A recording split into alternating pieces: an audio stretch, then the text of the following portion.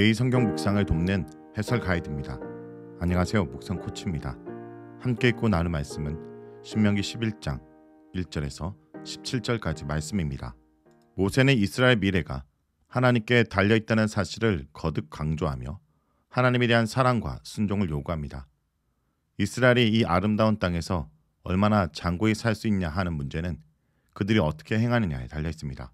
1절에서 7절을 보겠습니다. 1절에서 7절은 하나님이 행하신 큰일에 대해서 말합니다. 앞선 모든 역사적 해고가 간략히 요약됩니다.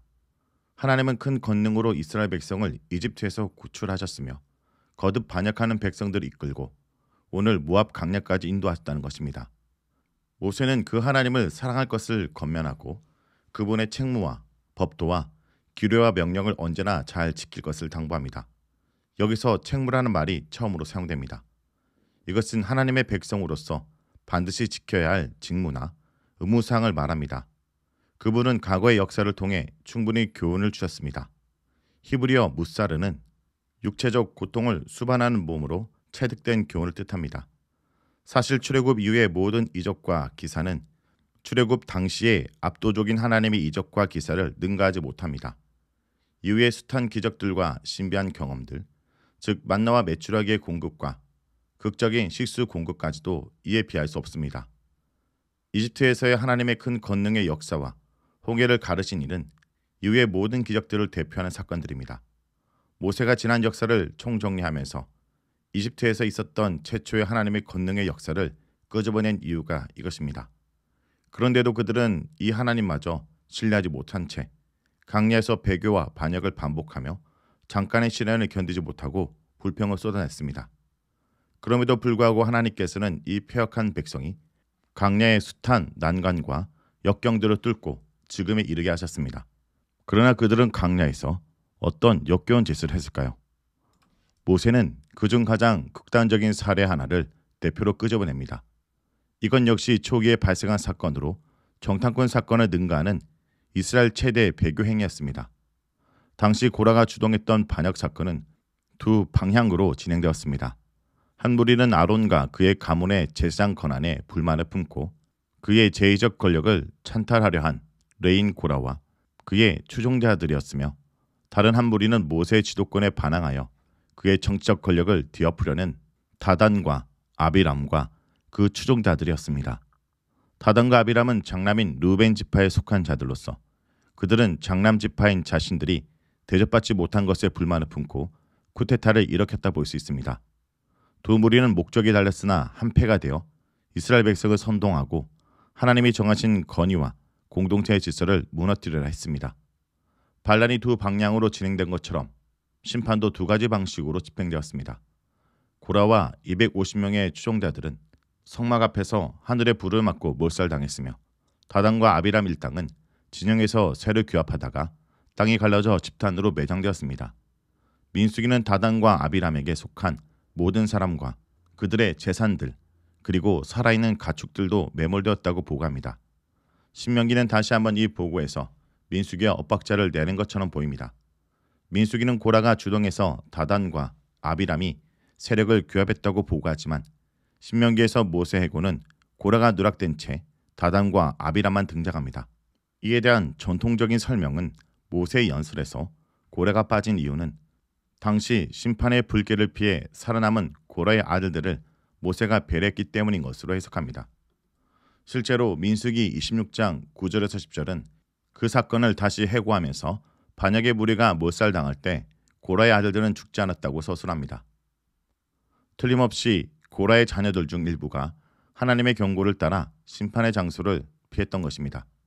하나님의 경고의 말씀을 중시하여 살아남은 그들은 훗날 큰 축복을 받았다고 말씀을 기록합니다.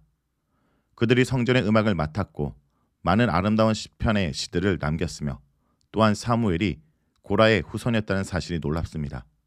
분명히 모세는 그 믿음의 사람들인 고라의 아들들을 배려해서 역사적 해고에서 고라의 이름을 뺀 것으로 볼 수 있습니다. 8절에서 17절을 보겠습니다. 8절에서 17절은 약속의 땅에서의 축복입니다. 이렇게 극적인 하나님의 기적의 은혜와 심판의 교훈을 경험한 이스라엘 백성은 하나님을 경외하는 마음으로 절대 순종해야 합니다. 그분의 명령과 계명을 지키면 그들 앞에 기다리는 것은 약속의 땅과 거기서 누릴 축복입니다. 하나님의 명령과 규례와 법도는 하나님께서 주시는 번영과 장수의 축복의 원천입니다. 지금의 세대와 더불어 세대를 이어 대대손손 이 율법을 지켜 하나님께 순종하면 이스라엘은 장관 날 동안 그 땅에서 풍요로운 복을 누릴 것이고 자손이 크게 번성할 것입니다. 장구한 날은 많은 세대로 이어지는 오랜 거주뿐 아니라 한 개인의 삶의 장수를 말한다 볼 수 있습니다. 그 땅은 젖과 꿀이 흐르는 땅입니다. 그 땅은 이집트 땅과 같지 않은 특별한 땅입니다.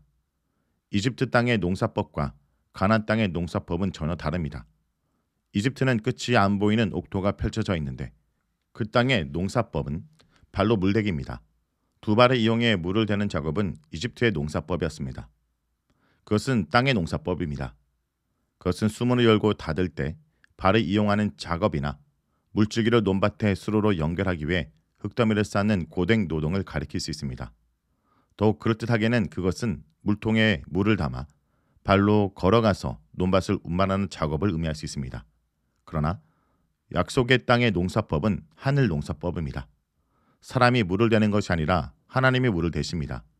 그 땅엔 많은 산과 골짜기가 있기에 하늘에서 비를 내리면 그 산과 골짜기들을 채우고 그 땅은 물을 흡수해서 식물의 뿌리까지 충분한 물을 공급합니다.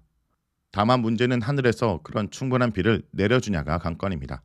그러나 모세는 그 땅은 하나님께서 돌봐주시는 땅으로 연중 내내 여호와의 눈이 항상 지켜보시며 보호하시고 공급해 주시는 땅이라 말합니다.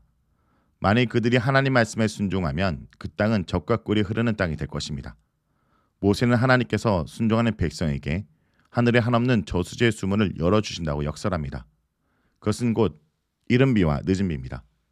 비가 내리는 시점은 농사에서 가장 중요한 요소라 할 수 있습니다. 파종할 시기에 비가 오지 않는다면 그의 농사는 제 아무리 나중에 많은 비가 쏟아져도 흉년을 피할 수 없습니다.